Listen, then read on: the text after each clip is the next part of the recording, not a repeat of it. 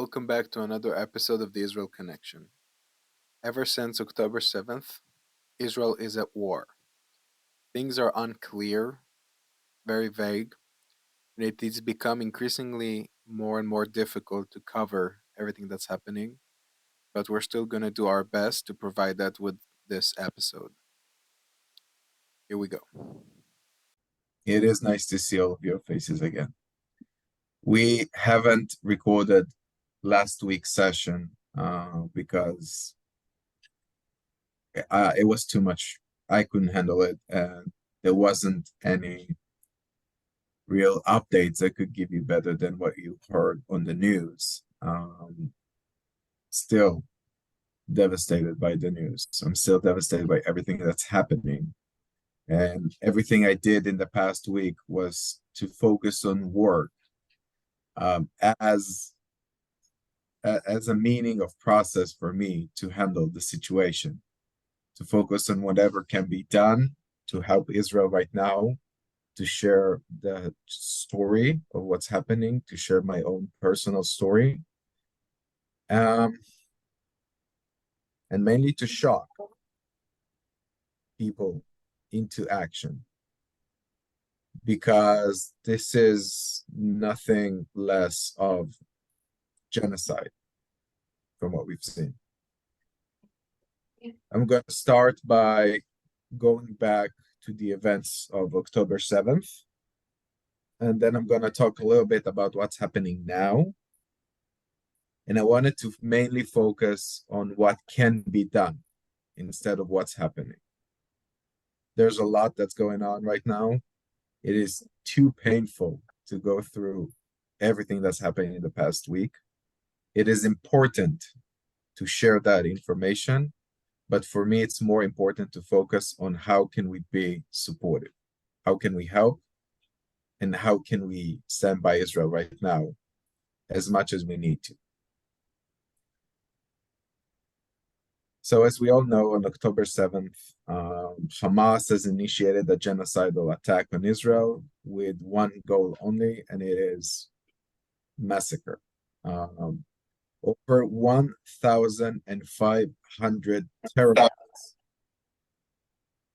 infiltrated Israel on the span of more than 10 hours, ravaging everything in their path, massacring entire cities, committing nothing but genocide, nothing less of a genocide.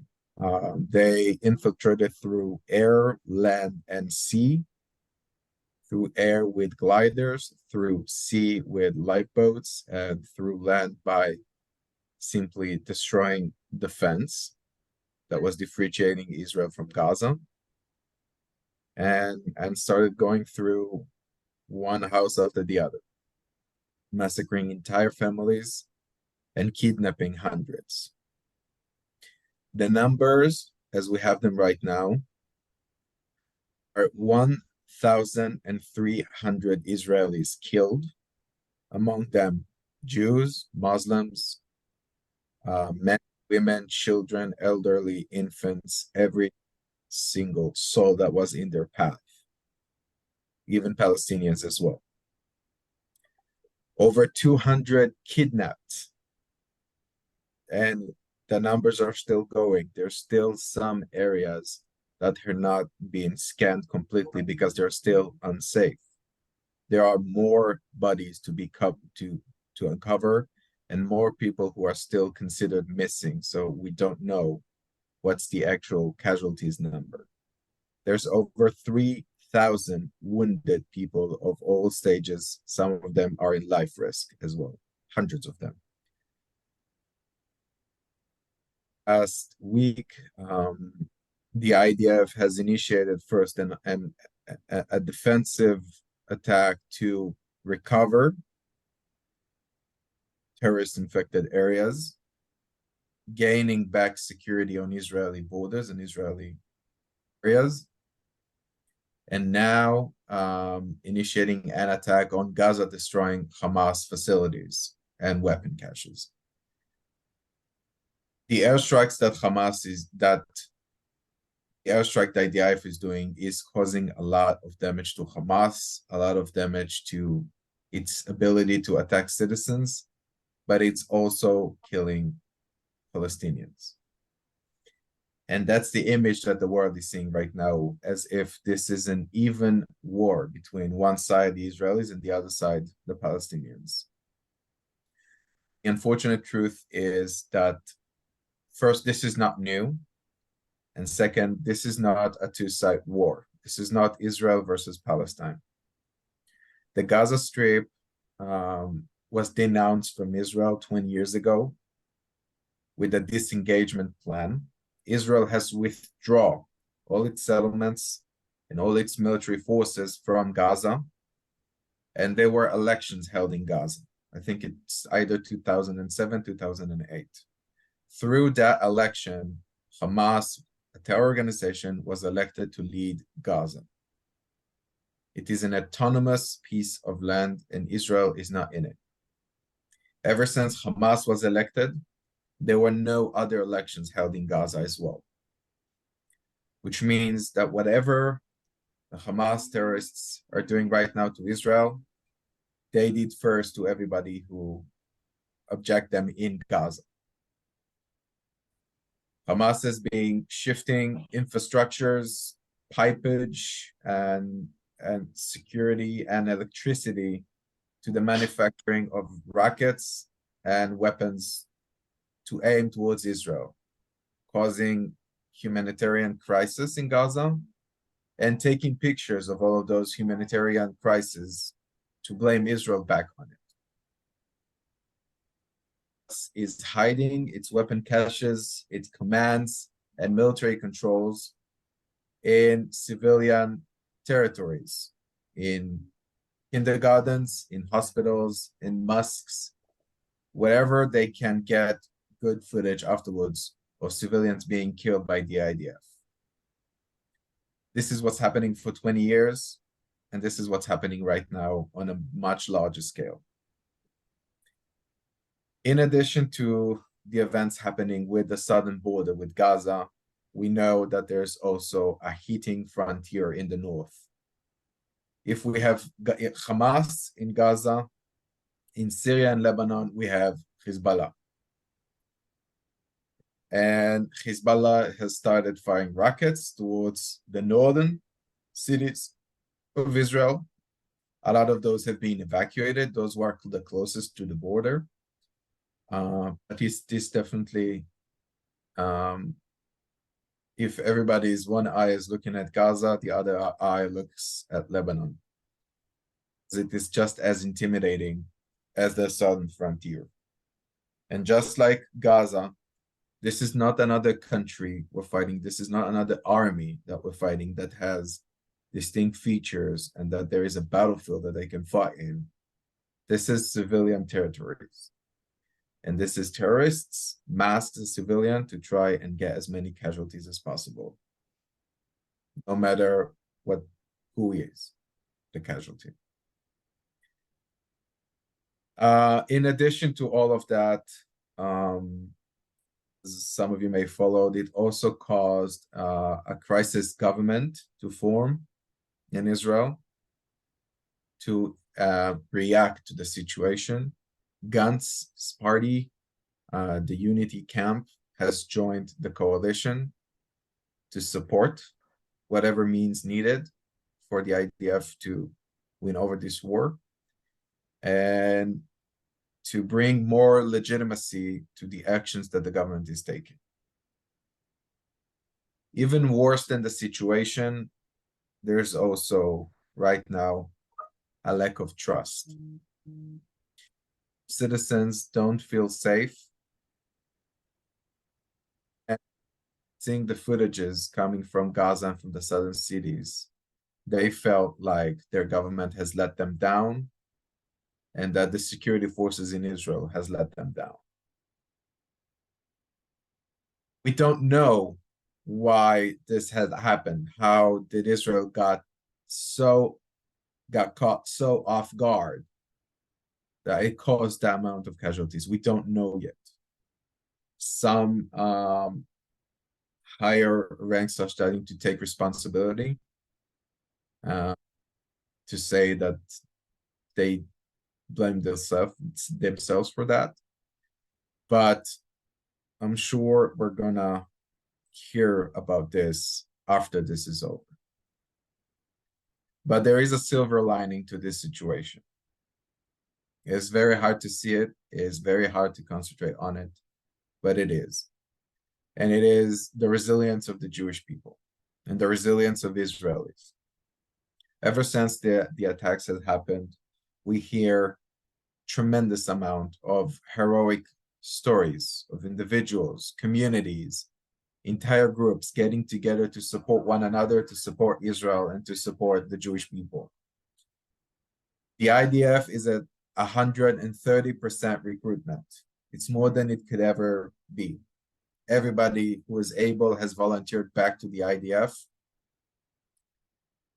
And everybody who's not volunteering is not in the IDF volunteering for military service, is volunteering for humanitarian aid and support of the survivors from Gaza, and to support the IDF with whatever means possible. On Sunday night, after the events had happened, we arranged a small gathering at the JCC for people who wanted to come by, take comfort in each other, and talk about what can be done. And we talked about a few different ways that we can be helpful from here. On Thursday, we gathered the entire Jewish community of Northern Virginia in one place. At the Pozez JCC, we had over 1,000 people present, and we had 600 more watching online. Over 30 different Jewish organizations joined in the preparation for this gathering. This is the first time we've seen the Jewish community of Northern Virginia gather as one. And for me, it was the first time seeing a Reform, conservative, and an Orthodox rabbi standing together on a stage, all supporting Israel. And this is what we can take comfort in, that when it's hard, we have each other. I also talked on the gathering on Thursday. I gave a testimony, shared that my entire family is in shelter in Beersheba. Most of my friends are now in reserves in the military, fighting either in Gaza or securing the northern border. And that I also have a friend who is kidnapped. Those poor souls who are now held by Hamas is someone I knew. Her name is Noah Gamani, and I don't know if you heard the stories. They made an article about her. Her family found out about her being kidnapped from a video on TikTok of her being dragged to Gaza screaming. And that's the situation for a lot of different families right now in Israel. They heard first from social media about everything that's happening. And now, only now, is the government really able to catch up and give a proper and a formal notice to all of those families. And as much as the reality is hard, as I said, we have to focus on what can be done to support Israel and what can we do to help. Our first act at the JCC was to try and gather all the different initiatives. I'm sorry, can you hear that as well, that noise? No? Cool. Perfect. Someone is blowing the leaves outside, so it is fall, even if we don't pay attention to what's happening outside. So as I said, we started gather all the different initiatives, resources, and opportunities that we as a community can help with and as individuals. And if you go to our website at the JCC, under Community Engagement Israel, we opened a page called Stand with Israel. And there you have an access to a Padlet that is always refreshing with more and more resources. The reason we decided to start and first off gather all that information in one place is because it's been overflown with opportunities. And there's a lot we can do. The first action is, as we all know and familiar with, is donation, is supporting the different organizations right now. And I encourage everybody here to try and support only formal organizations. There's also a lot of initiatives that are being caught as phishing, or, you know, something that's just not secure.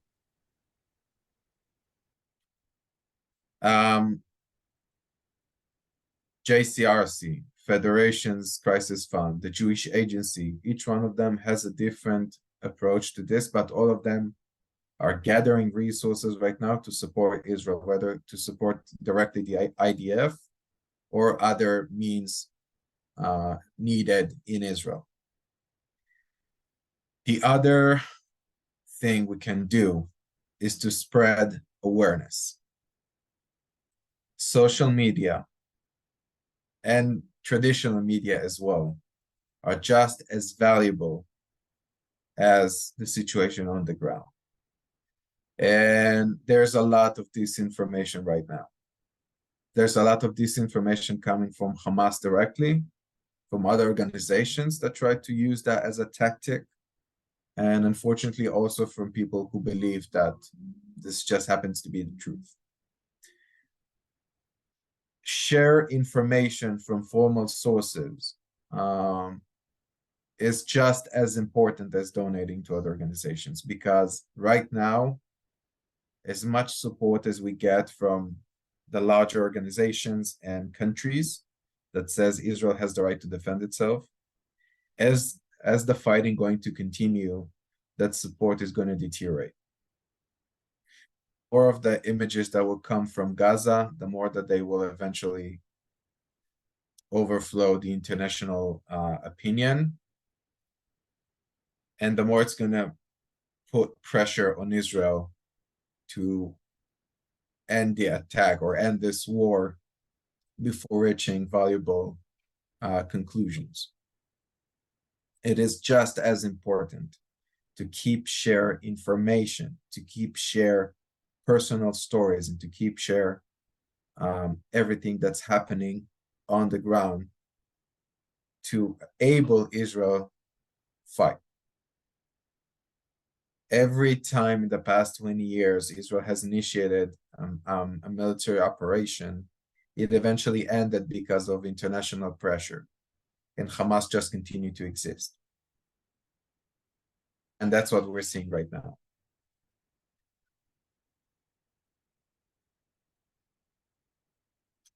Full that we won't see any more familiar faces on the fallen list, but unfortunately they just keep growing. And I'm hopeful that Israel, sorry, was that on the chat? Yes. Hold on. I've just put on the chat the link to the Padlet. If you go there to the web page, from there you have the link to the Padlet and other resources that you can use. And all of those different organizations are in there as well. JCRC, Federation, FIDF, all of them exist there.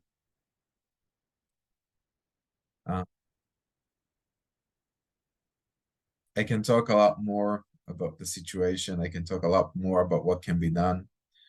But let's open this up for questions or comments, reactions from you.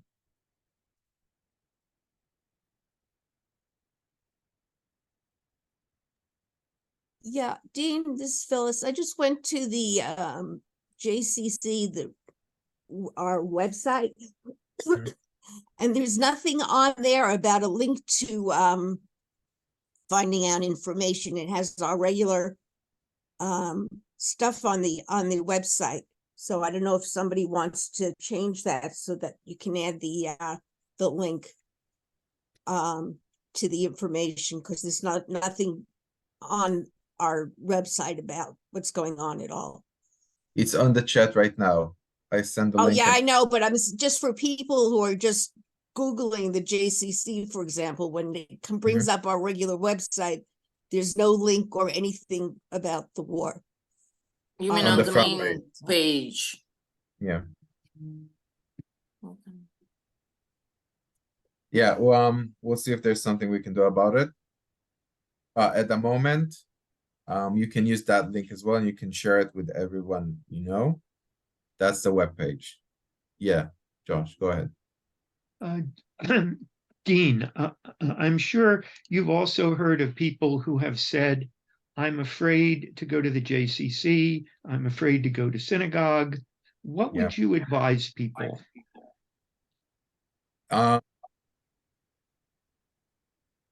That's a lot. And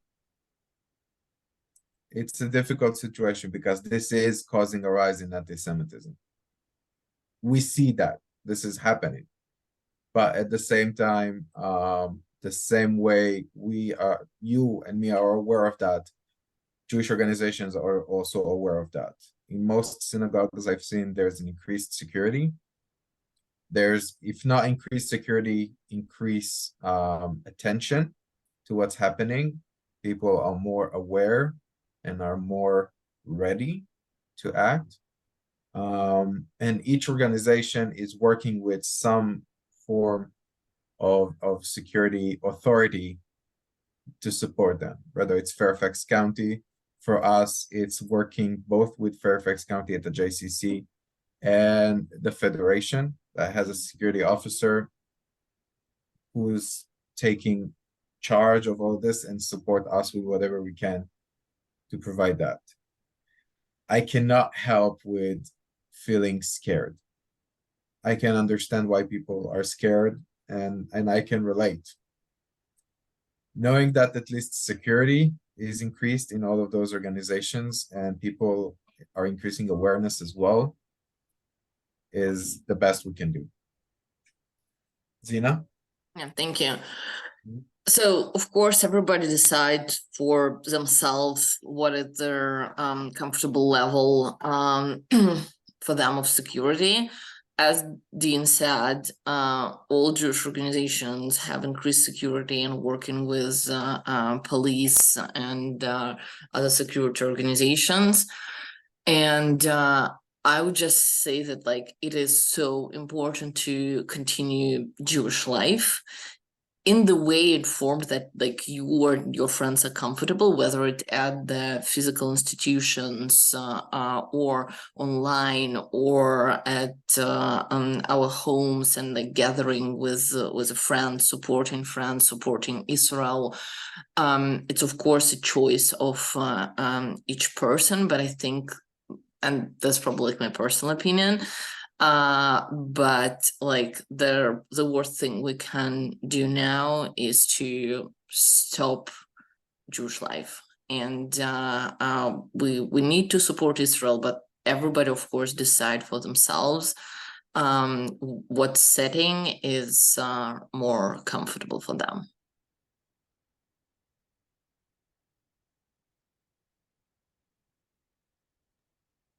Does that answer your question?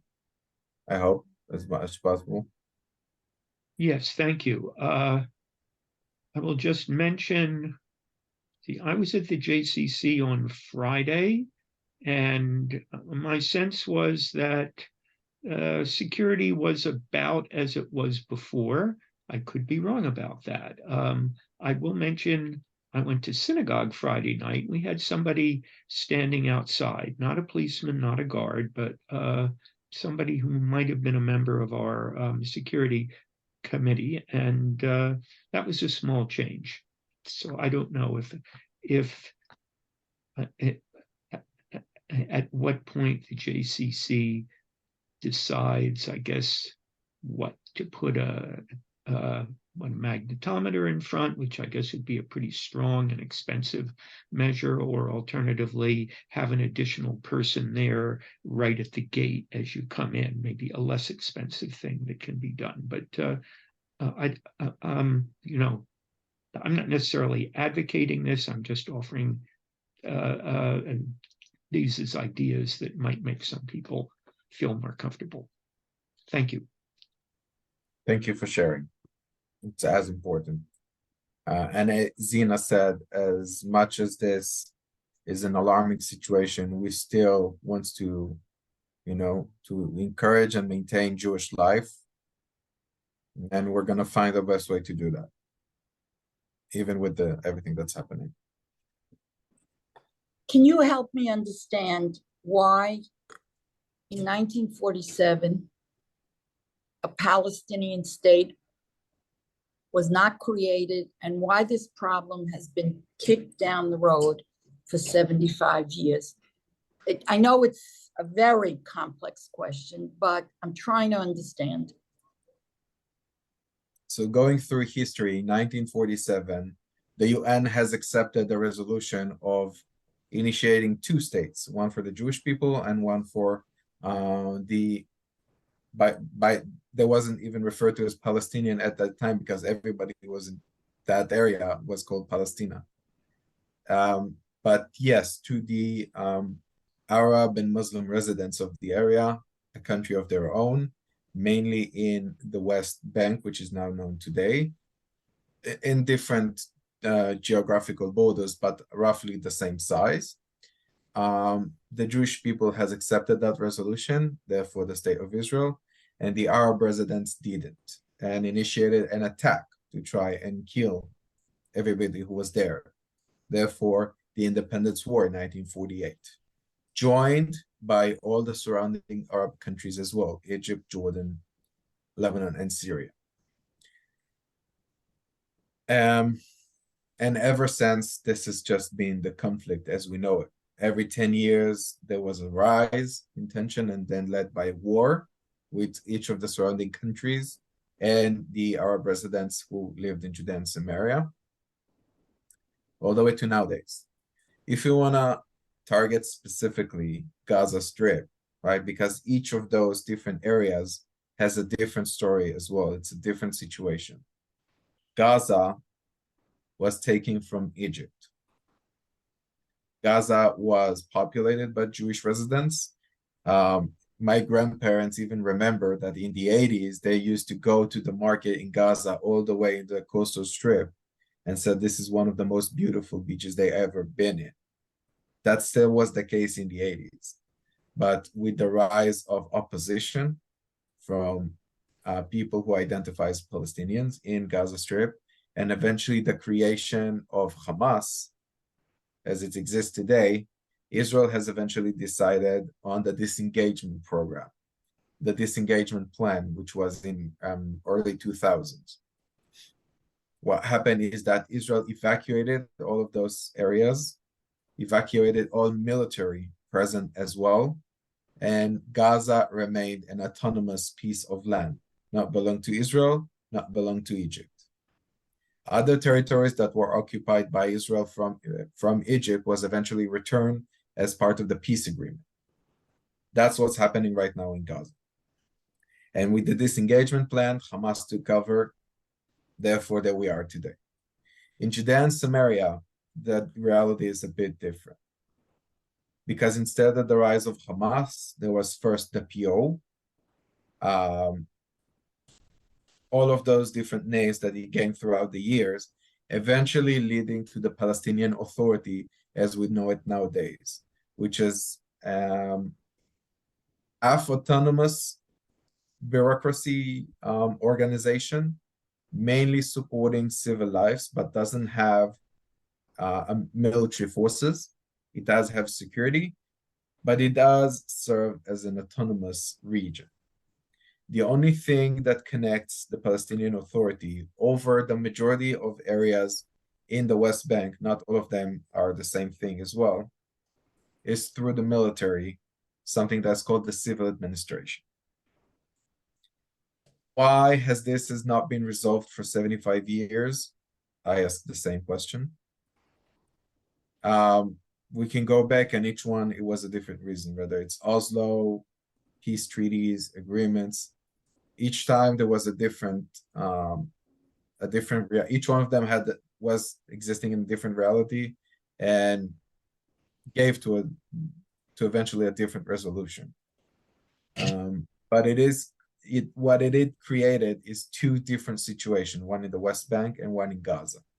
In the West Bank, we still have the Palestinian Authority nowadays, which is more so the elected organization of the Palestinian in the West Bank, while in Gaza, that was Hamas.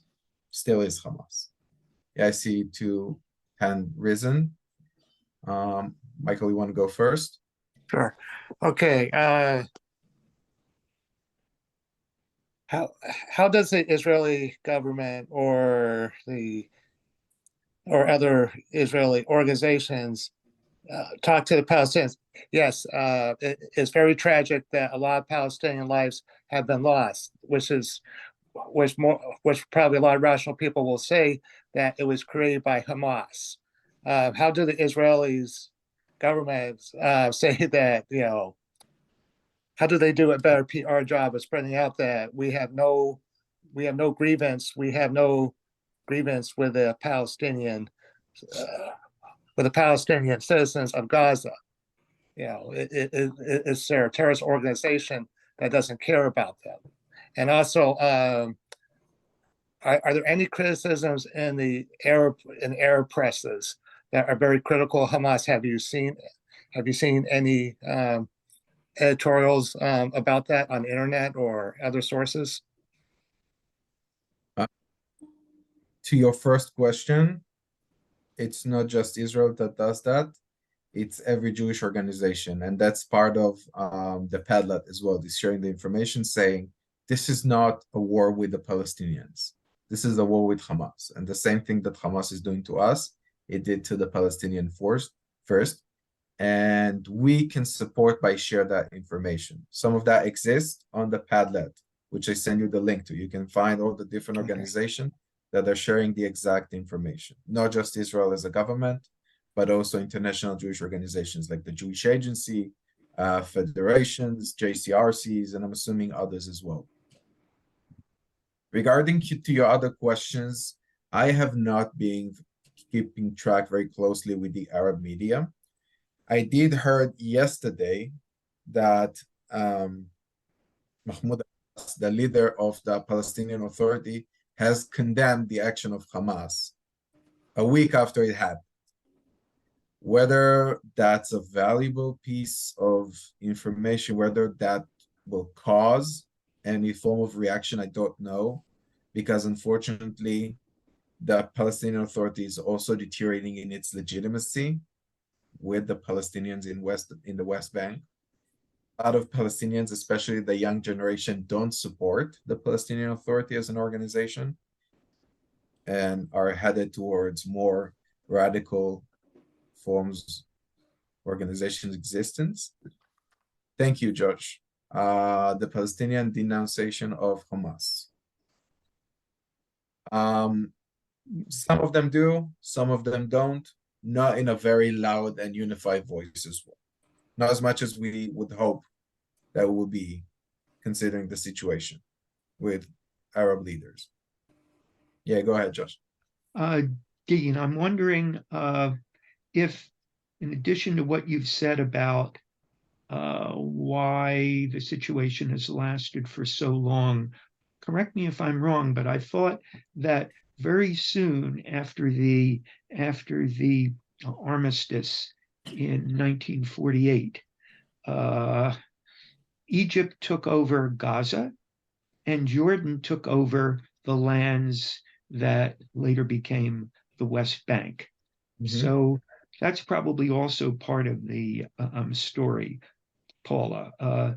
Maybe if earlier on there had been genuine efforts to organize a government in the West Bank or Gaza or the West Bank and Gaza, situation might be somewhat different now. But it wasn't until, at least as far as I know, after the Six-Day War that we had the situation now with, let's say, a quasi-independent area in the West Bank, and then the separate area in Gaza.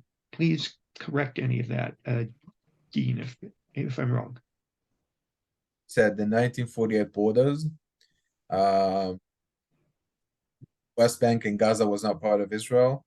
The Golan Heights wasn't either.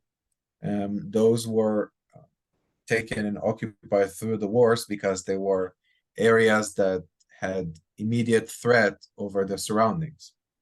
The West Bank, Gaza, and the Golan Heights, all of them has direct lines to the majority of areas in Israel.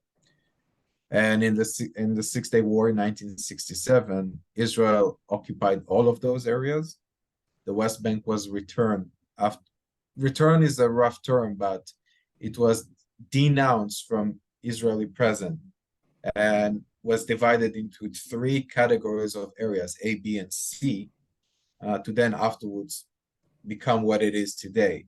Gaza was taken from Egypt with the Sinai Desert. The Sinai Desert was returned eventually to Egypt as part of the peace agreement, but Gaza remained Gaza because of the amount of Palestinian refugees that were concentrated there. Therefore, the creation of the situation as it is today. But in addition to all of that, we also know that there was a huge immigration of Palestinian refugees outside of Israeli borders to all of those surrounding countries, therefore creating a lot of refugee camps and refugee concentrations in Jordan nowadays and in Lebanon. Jordan, they've eventually initiated a civil war with the Jordanian administration and the Jordanian kingdomship. Monarchy is the right term. I apologize for that. And in Lebanon, that eventually they took part in the civil war there. It is not an ability to create stability and a long-term process when the surroundings is so unstable. And that's the truth for the majority of the Middle East. There is not a very valuable ability right now to create stability for the surroundings of Israel because of how unstable that is. Especially now, Lebanon and Syria. We do have a peace treaty with Jordan. We have a peace treaty with Egypt. We hope that they will hold, even though of all the pressure right now from the Arab world as well to fight Israel. But in Lebanon and Syria, the situation is different. In Lebanon, you have Hezbollah, which is very, very rooted by now in those areas in the southern part of Lebanon, supported by Iran and fighting the Lebanese government. Syria is the same thing. Syria is filled with Lebanese refugees and Turkish refugees, Iranian and Iraqi refugees. They are in civil war as well, very, very unstable. And also in all of those areas that are unstable, there we see Iranian presence trying to maintain that chaos, create even more chaos, and eventually rule by chaos. That's what they do. That's why they support Hezbollah, and that's why they also support Hamas in Gaza. And that's part of that. This is not just a war with Hamas. This is not just a war with Hezbollah. We know that they're both being supported by Iran as well, keeping the situation unstable. And we know that they are also now trying to affect the West Bank as well. And the more chaos they will cause, the more violent they will make people be. For them, that's a win. And yeah, and that's hard. That's hard, and that's the situation, and that's what we're facing right now. We hope that Jordan and Egypt will remain peaceful, and we hope that we only will have to fight Hezbollah in Lebanon and not the Lebanese government. because we know that they don't want any of that. There's a lot of loud voices right now, and they influence a lot of people. Whether they influence directly organizations or countries, I do not know. But you can definitely see that this is causing international pressure over Israel and spreading disinformation, making it look like it's a frontier between two people. And that's not the case. And that's not the language as well. And the people here on this Zoom, we have the power to say this is not a war with the Palestinians. We don't want anybody to be harmed. We believe that everybody has the right to be secured and to live peacefully, and we want to support that. And if you're supporting Hamas, then you're not supporting that. And that's what we got. It's this. So thank you all for being here today. Thank you for participating. I will encourage you again to check in the link to see how can you be supportive of Israel. Israel needs every help she can get right now, and we need to support that. If you have any more questions, comments, or you have other initiatives you want to put in on the Padlet, you can definitely reach out to each member of the community engagement team, talk to us. We can't right now.